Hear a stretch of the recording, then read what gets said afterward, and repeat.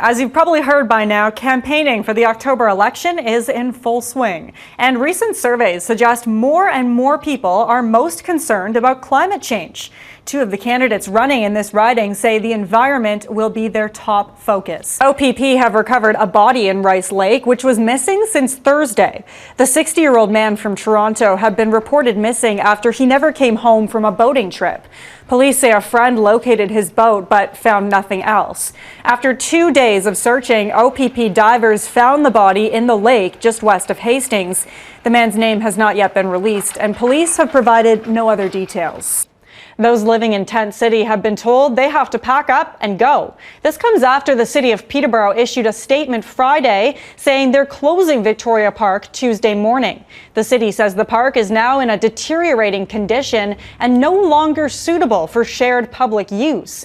Those living in tents have also been hit with eviction notices, and that means if they enter the park during prohibited times, they could face a number of charges and a fine of up to $10,000. It's been 18 years since the 9/11 attacks rocked the world. Tributes are being held today at the World Trade Center site in New York City. They'll also be held at the Pentagon and near Shanksville, Pennsylvania. Here in Peterborough, a moment of silence was held this morning at the fire department on Sherbrooke Street.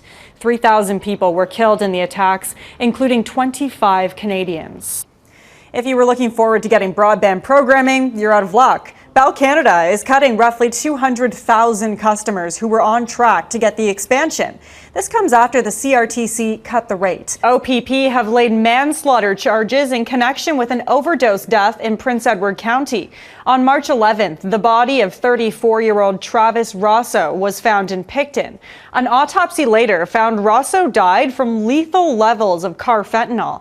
Police originally charged 33-year-old Thomas Fox with trafficking opioids, but yesterday he was arrested and charged with manslaughter in connection with Russo's death.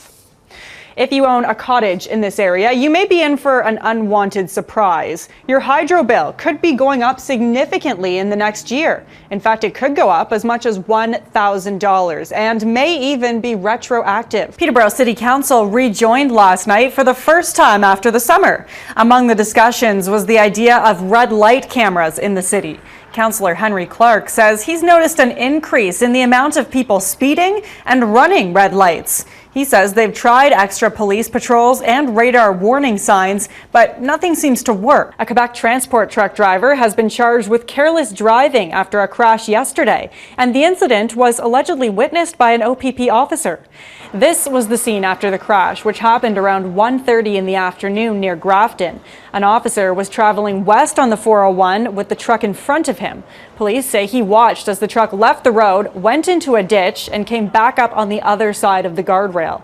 The truck then drove over the guardrail before coming to a stop. There were no injuries reported.